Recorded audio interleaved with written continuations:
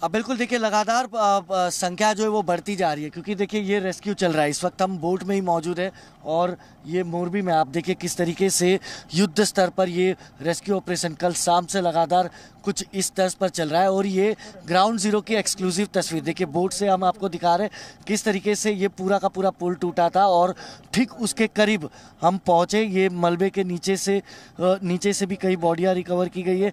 इसको क्रेन के जरिए देखो किस तरीके से खींचा गया, ये तस्वीरें भी आपको दिखेगी। तो साथ ही साथ इस तरफ आप देखिए, मैं जेपी से कहूँगा इस तरफ की तस्वीरें दिखाए और पुल जिस तरीके से टूटा है, वो जाली जिस तरीके से टूटी है, आपको देखिए एकदम करीब से तस्वीरें दिख जाएगी कि ये हादसा कितना भयावह था।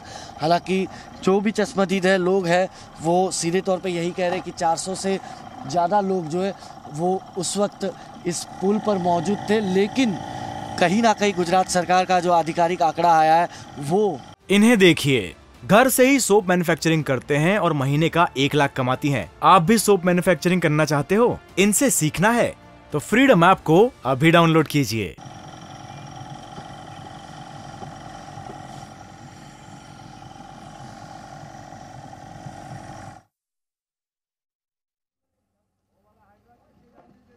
फिलहाल हम आपको जो तस्वीरें दिखा रहे हैं मोरबी से दिखा रहे हैं, वो नदी जो मशहूर नदी है उसके ऊपर जो पुल है, झूलता पुल, वो कल हादसे का शिकार हो गया था। सैकड़ों लोग उस पुल पर उस वक्त मौजूद थे जब पुल अचानक से टूट जाता है और सैकड़ों लोग पानी के बहाव में नीचे बह जाते हैं।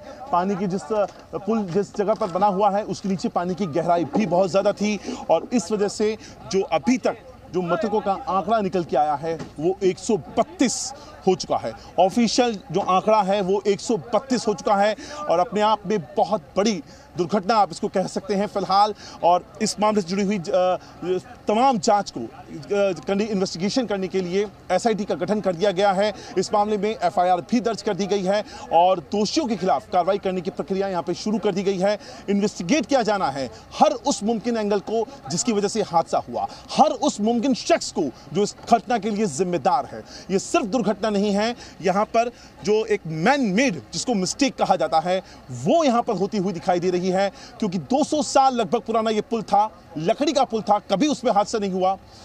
और इसके बाद यहां पर इसको रेनोवेट करने के लिए बंद कर दिया जाता है, 5 दिन पहले खोला जाता है और उसके बाद ये घटना घटित हो जाती है। हम सीधे चलेंगे इस वक्त अश्विन पांडे के पास। अश्विन पांडे मेरे सहयोगी रात से लगातार वो इस घटना पर रिपोर्ट कर रहे हैं और हितेन इस वक्त हमारे साथ मौजूद हैं। हितेन लगातार इस घटना पर रिपोर्ट कर रहे हैं और हितेन, आपके पास इससे जुड़ी हुई क्या नई अपडेट है? आखिरकार और भी कई शव नीचे मौजूद है या नहीं, ये देखिए पूरी कोशिश की जा रही है। कल रात से लेके अब तक ये इस तरीके की कई कोशिशें की गई।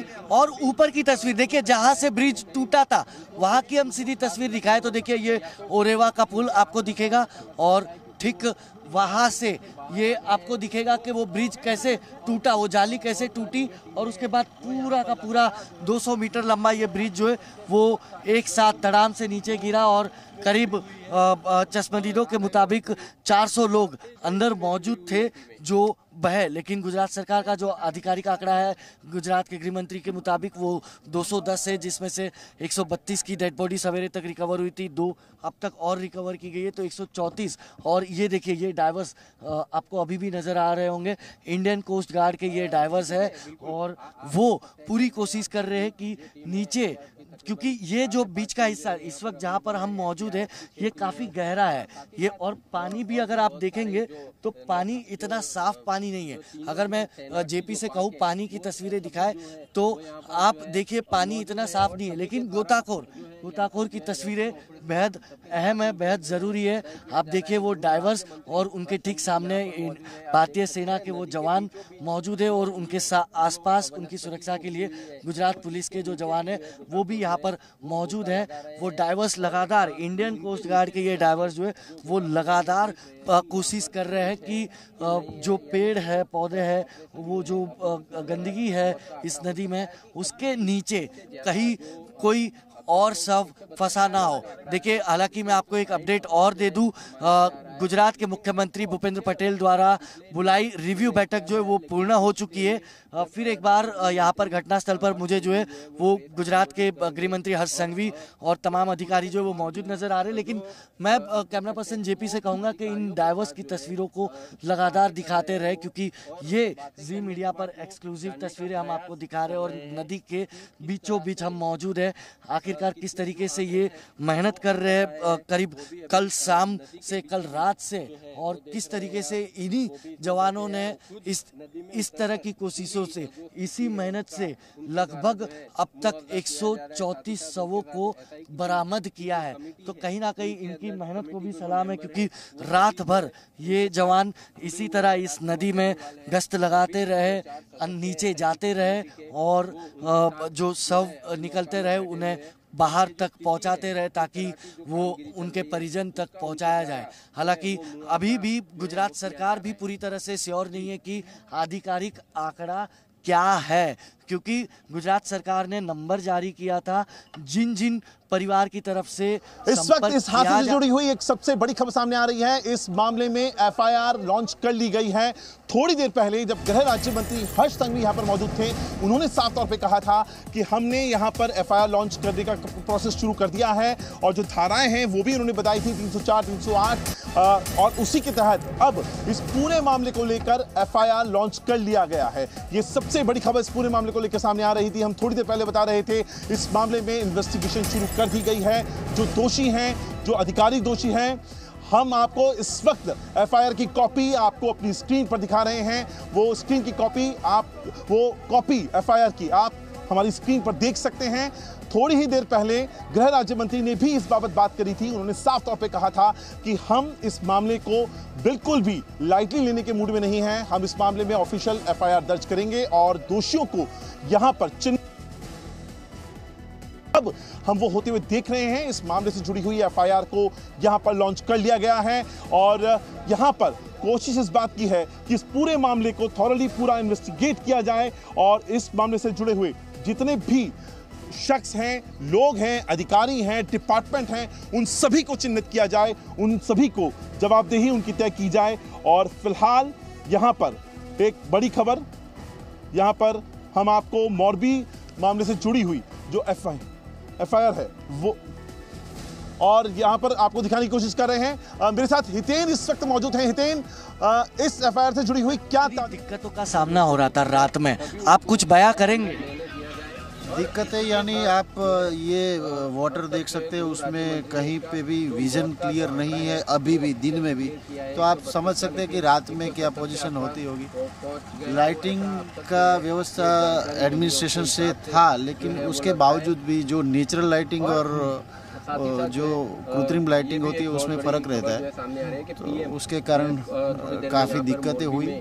जो केवड़िया का जो उनका कार्यक्रम है। अच्छा सर, ये जो घास वगैरह लगी हुई है, इसके नीचे भी बताया जा रहा है कि इसके नीचे से कई शव बरामद हुए, तो इससे भी रात में दिक्कतें हो रही थी?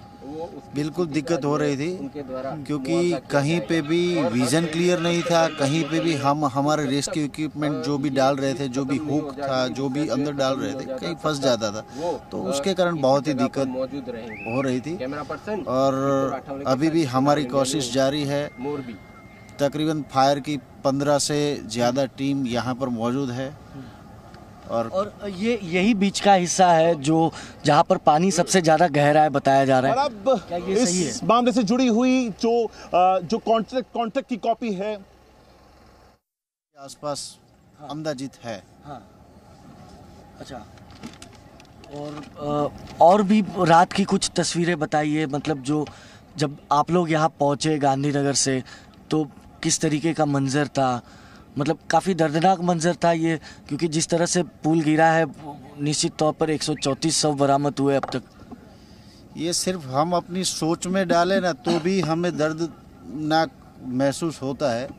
तो आप सोच लीजिए कि जब हमने ये चीज़ हमारे सामने जब सब निकाले, हमने और भी जो भी फायर टीम थी, एनडीआरएफ, एसडीआरएफ, आर्मी, नेवी, ये सारी टीम ने जो भी छोटे छोटे बच्चों के शव निकाले, तो वो बहुत ही दर्दनाक, कभी हमने ऐसा सोचा नहीं था। अब देख रहे हैं नदी के अभी बीचों बीच लोग जो है यहाँ पर जो रेस्क्यू ऑपरेशन है वो अभी भी जो है शुरू है। यहाँ पर जो और इस वक्त हम आपको इस पूरे हादसे से जुड़े हुआ एक और एंगल दिखा रहे हैं। हमारी इन्वेस्टिगेशन में हमें वो कॉन्ट्रैक्ट की कॉपी हासिल की है जो कि यहाँ की म्यूनिसिपैलिटी जो थी, लोकल मैन्युफैक्चर जो मोरबी म्यूनिसिपैलिटी है और उसके और अजंता मैन्युफैक्चरिंग जो कंपनी है उसके बीच में ये साइन हुआ था। 15 साल का करार था। मार्च 2022 से लेके ये 2037 तक का ये पूरा का पूरा कॉन्ट्रैक्ट इन दोनों पार्टीज के बीच में हुआ था। पहली पार्टी जो थी वो मोरबी की म्यूनिसिपैलिटी थी और जो दूसरी पार्टी थी वो अजंता नाम की वो कंपनी थी जिसके जिम्मे ये पूरा काम दिया गया था। टिकट की जो प्राइस थी वो भी मैं आपको बताने की कोशिश करूंगा कि जो टिकट था वो हर साल इंक्रीज होना था, बढ़ना था उसको। पहले साल उसकी कीमत 15 रुपये रखी गई थी, दूसरे साल 17 रुपये, तीसरे साल 19 रुपये और इस तरीके से हर साल उसमें 2 रुपये का इजाफा होता हुआ यहाँ पर इस कॉन्ट्रैक्ट के अंदर बताया गया है। इसके अंदर चौथा पॉइंट जो सबसे इंपॉर्टेंट है कि ये जो एग्रीमेंट है इसके मुताबिक जो इसके मेंटेनेंस के लिए कंपनी को 8 से 12 महीने का वक्त दिया गया था, जबकि जो कंपनी है उसने इस ब्रिज को महज 5 महीने में ही इसको शुरू कर दिया। तो ये भी एक बड़ा लैप्स इस पूरी की पूरी कहानी में निकल के आ रहा है।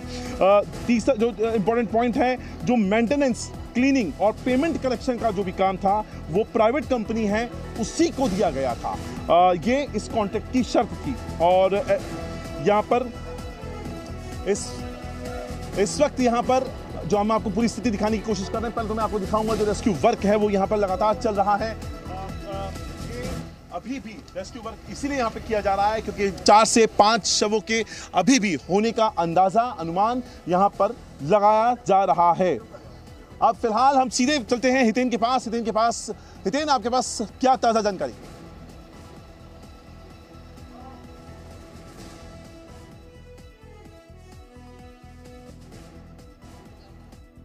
सरकार के मुताबिक और अभी करीब दोपहर में 12 बजने वाले हैं, लेकिन अब तक ये रेस्क्यू पूरी तरह से खत्म नहीं हुआ है और एक के बाद एक शव यहाँ से बरामद हो रहे हैं।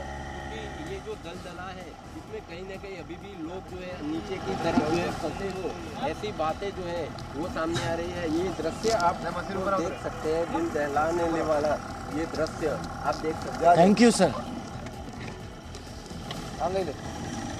Thank you sir. इन्हें देखिए, घर से ही सोप मैन्युफैक्चरिंग करते हैं और महीने का 1 लाख कमाती हैं। आप भी सोप मैन्युफैक्चरिंग करना चाहते हो? इनसे सीखना है तो फ्रीडम ऐप को अभी डाउनलोड कीजिए।